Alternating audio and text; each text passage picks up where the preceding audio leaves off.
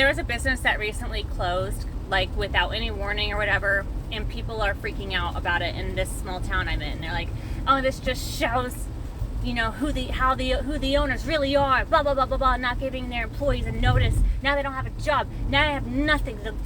They have no money saved up, and now they just don't have a job. And like, how dare they not give them at least some notice so they could try to find another job before they closed?" I'm like, listen, I get that perspective. I too had the job I was at for 5 years closed suddenly, But at the end of the day, when an employee gets fired, the business doesn't warn the employee that in 2 weeks they're going to get fired. So save up your money because in 2 weeks we're firing you. That's not how it works. Like, you just get fired. Which is why I don't typically leave 2 weeks notice. Like, I stopped doing that. I'm like, hey, I got a new job. I start on this day. And sometimes I'll give a tiny grace period. Like, you got to fill up my spot in this time frame because I'm going to be gone, Because essentially, most places of business plan 2 weeks to fire you with absolutely zero notice, zero savings, zero severance. Lots of places do that. People fire you, and that's just how it works. A business owner, a boss, they don't tell you you're going to be fired. They don't tell you you're potentially going to close. They tell you, hey, we're closing. Business is business, and that's just kind of how that is. Business isn't always personal. Business is business. How you treat people can become personal, but having to close your business and not tell everybody to, like, keep their mouths quiet about it and then not quit on them, so then they're low staffed in their last 2 weeks of being open actually ends up being terrible because nobody's showing up to work because they're going to try to find other jobs. It's just like, that's just not how it works.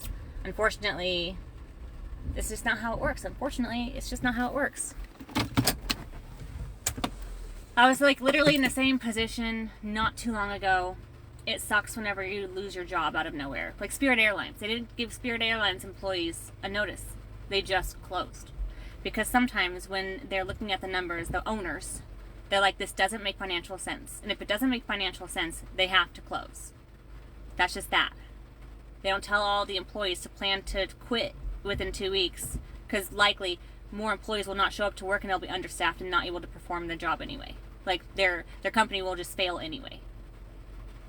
But it'll be worse because people are expecting their services, but they can't provide those services because they told their employees they were going to be shutting down, so employees are quitting left and right, getting other jobs. That's just not how it works. I'm a month-to-month kind of person. I literally had to figure it out the last time my job suddenly closed.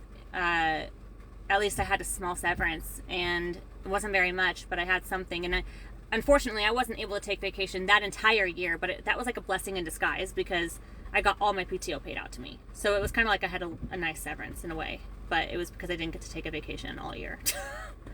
And then the next job I had, they were essentially planning to fire me by hiring another employee, and I saw that coming a mile away, so I planned a performance meeting before that employee started because I didn't want to be working as hard as I was working to then be fired when I turned around, you know what I mean? When the new employee started and got their grip on things, I didn't want to have the same situation happen to me that happened to another employee that was there before me.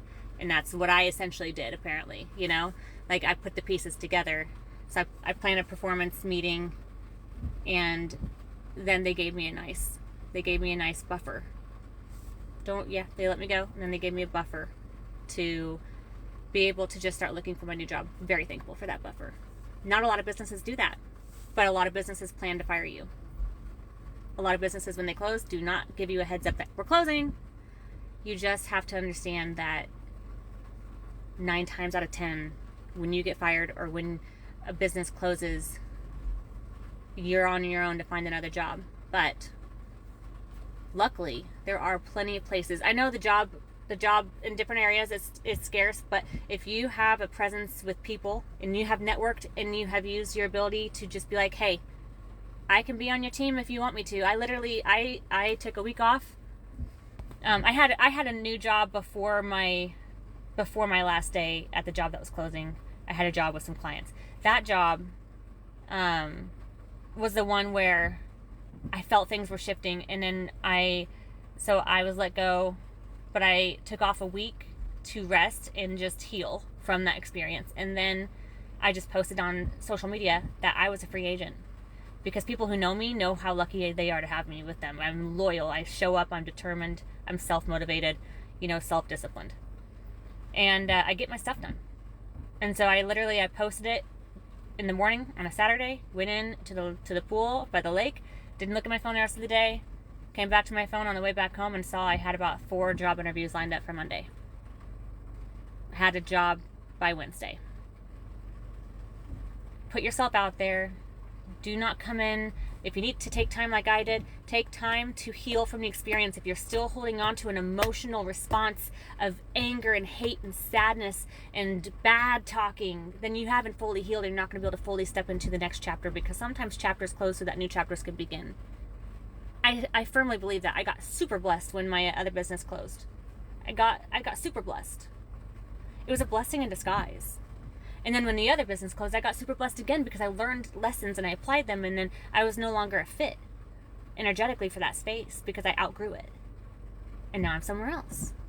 And if you keep holding on tightly to the feelings of being mad and wanting to talk bad about people, then you're not ready to embrace a better chapter with a better business and a better company, more suitable for you. Not that those companies are bad, or those companies are bad, or those companies are bad, but they were not an energetic fit for who you are and where you are with your own personal growth and development and understanding of what your purpose is on this world, what your qualities are, and what your value is. Because it's not like you're being undervalued per se, but you're not working in a position that is a match to your value. They're valuing you, or they valued you at what they thought you were valuable at the position you were working. But when you realize that you're more valuable and you let go of that, emotional response, then you're going to be able to be an energetic match to step into the role where your value shines and where it is seen, where it is appreciated, and where it is able to grow. Does that make sense? But there's a girl, and I love her, but man, she is still so mad at when she was fired from a business. How long ago? 3 years ago? You're still that mad? If you're still that mad, you're never going to be able to move forward in a better place. Instead, you're just going to be stuck in this cycle, because that's the energy you're putting out. You have to learn how to heal. Feel it, because we all need to feel it. Feel it and let it flow out. Feelings are fine. Being angry is fine. Being sad is fine. Being frustrated is fine. I felt all of those things. Literally, I watched employees that didn't do half the amount of stuff that I did and were terrible and mean. They got 3 months severance, and I didn't even get that. But it is fine. It's fine. I got blessed in other ways. Does that make sense? So I understand the frustration, but it is what it is. And you have to be like, is it what it is? And what opportunities happened afterwards? I got this, I stepped into this, I started doing this. You have to be able to learn how to let go of what happened to you by this person.